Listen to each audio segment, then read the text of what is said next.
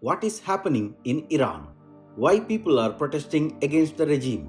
For years, the world has heard Iran spoken often in headlines: sanctions, nuclear talks, regional power, threats, and negotiations. But rarely does the world stop to ask a simple question: what is life like inside Iran? And why, again and again, do ordinary people risk everything to protest? These protests are not sudden, they are not random, and they are not only about politics. They are about dignity, control, freedom, and a system that has shaped every aspect of life for over 4 decades. This is the story of what is happening in Iran and why people keep rising up even when the cost is so high. Before 1979, Iran was very different. It was not a democracy, but it was a secular monarchy under Shah Mohammad Reza Pahlavi. Iran was modernizing rapidly. Western education, expanding cities, strong ties to Europe and United States. But this modernization came at a price. Political opposition was crushed. Secret police silenced critics. Economic inequality grew. Many Iranians felt alienated from both tradition and power. The seeds of revolution were planted not by religion alone but by frustration. In 1979, everything changed. Millions took the streets, the Shah fled, the revolution succeeded. This was not a single revolution. Liberals, leftists, students, clerics all wanted change. But followed was a power struggle. Out of chaos emerged in the Islamic Republic, led by clerics who promised justice, morality, and independence from the foreign control. First, many supported it, but the system that was formed was something new. Iran is not just a country, it is an ideology turned into a state. There are elections but with limits. There is a president but with less power than it appears. Real authority rests with the supreme leader, the guardian council, and the revolutionary institutions. These bodies can veto laws, disqualify candidates, and override public will. To many Iranians, voting feels symbolic, not decisive. This gap appearance and reality fuels disillusionment.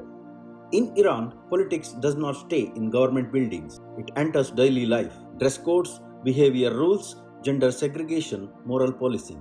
For women especially, control is visible and constant. For young people who make up a large part of Iranian population, the system feels imposed, not chosen. A country with a young, connected generation is governed by rules from another era. The tension grows every year. Protest is not only about ideology, it is about survival. Iran's economy has been under heavy sanctions for years. Oil exports restricted, currency devalued, inflation soaring. But sanctions alone do not explain the crisis. The corruption, mismanagement, and the elite privilege have deepened inequality. Many Iranians struggle to afford basic needs, while those close to the power remain insulated. Economic pain becomes political anger. Protests in Iran often begin with a spark: fuel price hikes, economic decisions, arrests, death in custody. But these sparks fall on dry ground. Each protest was built on last: 2009, 2010, 2011, and 2012. Different triggers, same underlying grievances. People are not only protesting an event, they are protesting a system that cannot reform itself. Iran's society has changed dramatically. Women are highly educated. Young people are globally connected. Social media has broken isolation. But political power has not evolved with the society. This creates a generational fracture. For many young Iranians, the Islamic Republic does not represent their values, identity, or future. The protests reflect not just anger, but a cultural shift. The government sees protests as existential threats. Responses are swift, security forces deployed, internet restricted, arrests are carried out. From the state's perspective, the control equals survival. From the public perspective, the repression confirms that the voices are not heard. This cycle protest and crackdown repeats. Each time, trust erodes further. Internationally, Iran is viewed through geopolitics, nuclear negotiations, regional influence, and strategic rivalries. But inside Iran, people feel invisible. The foreign pressure often strengthens hardliners, not reformers. External narratives rarely align with the internal realities. This disconnect complicates change. Iran's system was built to resist transformation. Power is centralized, opposition is fragmented, and fear is expanded. And yet, the protests continue, not because people believe change is easy, but because silence has become unbearable.